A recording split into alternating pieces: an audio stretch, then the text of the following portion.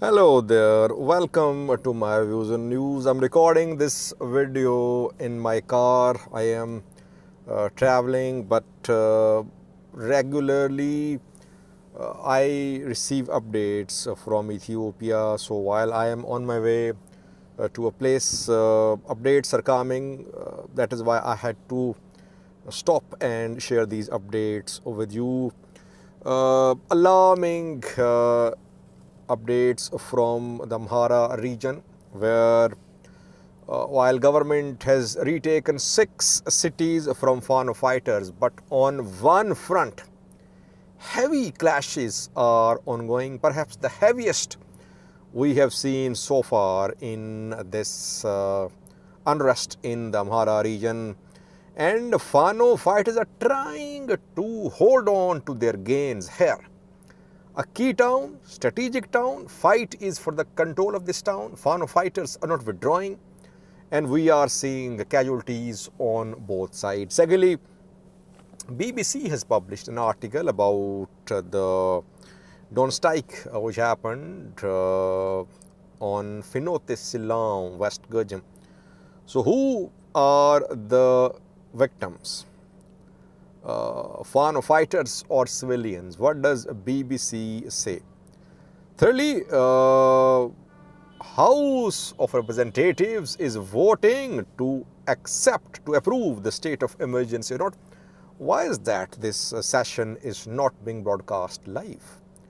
And lastly, a meeting in Gondar was held between Gondar people and security officials there, and residents protested at the meeting. What happened there? Firstly, viewers, first news story is from Gojam. West Gojam, as I said in previous videos, is the new battlefront. Ethiopian military wants to clear West Gojam. West Gurjam is Fano's stronghold, you can also say, especially Skandar Naga's APF's stronghold. And several towns in West Gurjam are under Fano control, starting from Fano Silam. Debre Marcos was under Fano control too, but it is now back under ENDF control. Fano Silam, Dambicha, Manuel, then Bure and several other small towns, all are under Fano control. West Gojam is strategic as a zone too, because it shares border with Valaga, it shares border with Ago Avi zone. Through Ago Avi zone, you can enter Benishangal Gumuz. From Benishangal Gumuz, you can reach Sudan. So this zone is very strategic. And there are some places, Abe Valley, deserts in East Gurjam, where Fano fighters can manage to hide themselves. That is why this zone is very strategic. And in this zone, there is a very strategic town that is called Bure. Bure is, you can say, on West Gurjam, Ago Avi zone border. You can say that, not exactly on border, but very close to Ago Avi zone. And from Bore, you can move towards Ago Avi zone, you can move towards Valaga, you can move towards East Gurjam too. It's a very strategic place. Fano fighters have been in control of Bore for weeks.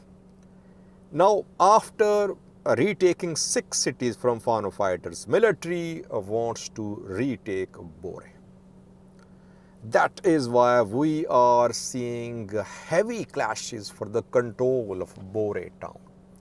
Fano fighters are trying to hold on to Bore because they know Bore is strategic.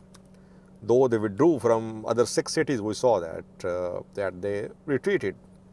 But here they are trying to stick in. And that is why we are seeing deadly clashes. Ethiopian military has deployed its heavy weapons here. Tanks, artillery pieces are being seen in operation too. Drone strikes being conducted. Drone strike was conducted on Fano Silam yesterday.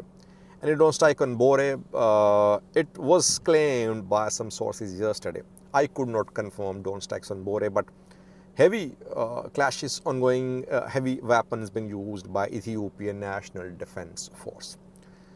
How many casualties? Unknown number of casualties, a large number of casualties, some connections there. I got in touch with, they say that both sides are suffering losses. Civilians are dying too. In some areas,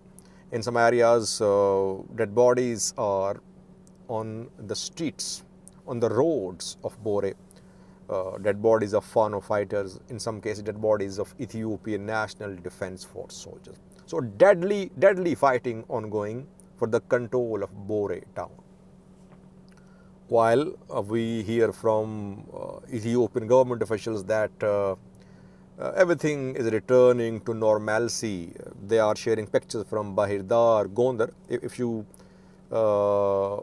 watch state medias, state television, yesterday state media shared pictures from Bahirdar, then from Gondar. They claimed as if everything is returning to normalcy in Bore, in entire Amhara region. But on the ground, though military has retaken 6 main cities, but a lot is still under Fano control. Strategic towns like Bore under Fano control. That is why heavy fighting ongoing. How many are dying there? Government is not saying any word. Government is only sharing pictures from Bahirdar, Gondar, etc. But Bore is a new front. Let's see, can Fano fighters manage to survive on this front? By survive, I mean, can they manage to remain in control of Bore, or will they retreat from Bore? That we'll see in coming days. But retreat from Bore could be costly for Fano fighters. They know the strategic value of Bore. So that is why they're trying to hold on to Bore town. Secondly, BBC has published a report about drone strike which was conducted on Fano around more than 24 hours ago. Who are the victims? Amhara media, pro-Fano media, they have been claiming since yesterday that those killed are civilians. And they say 300 killed.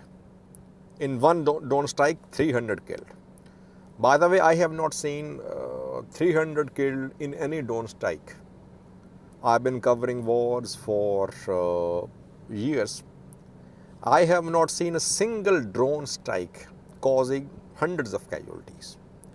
Airstrikes cause this type of this much hundreds of casualties, but drone strikes are targeted strikes. They target vehicles, one vehicle, two vehicles. They don't mostly cause this much damage. But Amhara media claims that 300 were killed. What is BBC's position? BBC says that around 26 were killed in this strike. 70 were injured. It means 100 were affected by this strike. Around 26 killed, 70 injured. The strike was conducted right in the center of Fano city in West Gojam. Who are the victims? Question is, Fano fighters or civilians? BBC claims that those who have been killed were protesters. They were protesting in Fano against the entry of Ethiopian National Defense Force in the city. Were there Fano fighters too with them? BBC has not said a word. BBC is not saying that there was no Fano fighter killed. BBC only says that those who were killed were protesting at town square, and drone strike hit them, they were killed. It is difficult to distinguish between Fano fighters and civilians. Most of the killed are youths. Most of the injured are youths. That is what has been confirmed by hospitals where these dead bodies, injured people are being received. They say most of people arriving in the hospital, injured, dead bodies, they are youths. So some of them might not be Fano fighters, they could be civilians too. But how to distinguish between civilians and Fano fighters? Unarmed youths are with Fano fighters. I think I showed a video from Gondar a few days ago when Ethiopian military and Fano fighters were fighting in the streets of Gondar. Unarmed local youths were supporting Fano fighters. A few Fano fighters were armed with AK-47 and dozens of unarmed youths were accompanying them. That is what is happening in entire Amhara region. And the strength of Fano fighters is this public support. So it is difficult to distinguish between Fano fighters and Ethiopia and civilians. Having said that, this is government's responsibility to protect civilians. If even one civilian is killed in any operation by the government, in a drone strike, in a military operation, government should be held accountable. Fano fighters are not killing unarmed soldiers. They are killing, yes, armed men, soldiers. In some cases, they are assassinating unarmed people too, unarmed prosperity party officials, unarmed government officials. Yes, they are assassinating them. But government must be held accountable. If government has right to conduct drone strikes, it should be held accountable that civilians are dying. If 10 Fano fighters die and 5 civilians die, who is responsible for the death of 5 civilians? But no one will be held accountable, by the way. How many drone strikes have been conducted in Ethiopia within the last 2 years? Dozens. How many killed? Hundreds. How many injured? Thousands. Anyone was held accountable? No. Yes, some of the killed, majority of the killed was combatants, but civilians too. Thirdly, viewers, a special session of the House of Representatives is underway to approve the state of emergency proclamation. No live coverage, by the way. Why? Because since yesterday we have been seeing threats against PP members, Prosperity Party members, NAMA members. Fano supporters are threatening them, telling them not to vote in support of state of emergency proclamation. That is why it seems that the session is not being broadcast live. These minutes, when I'm recording this video, voting is underway. So updating coming videos, of course, things will come out. Which MPs will vote against the proclamation, which will absent themselves from the session, which will abstain from voting, which will support the resolution. We'll see in coming hours. So far, no live broadcast by Ethiopian state media. Lastly was Gondar, where a meeting was held between Ethiopian military and Gondar residents, I think yesterday. Military is in control of Gondar, we know. Curfew imposed there.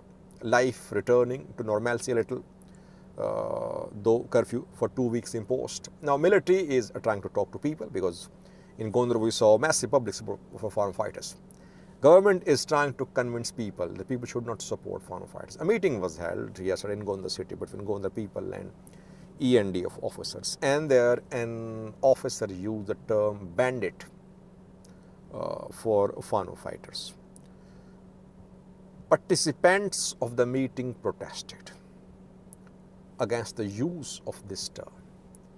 There was some exchange of heated arguments reportedly.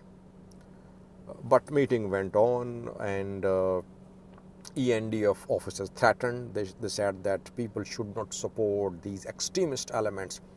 They are killing innocent civilians. They are destroying the country. So people should support Ethiopian National Defense Force. But even at the meeting, we saw protests. So that is why we say a lot happened in Gondar. Civilians died too. But people of Gondar still they protested against the use of a term, hateful term against Fano fighters reportedly. Thank you for watching.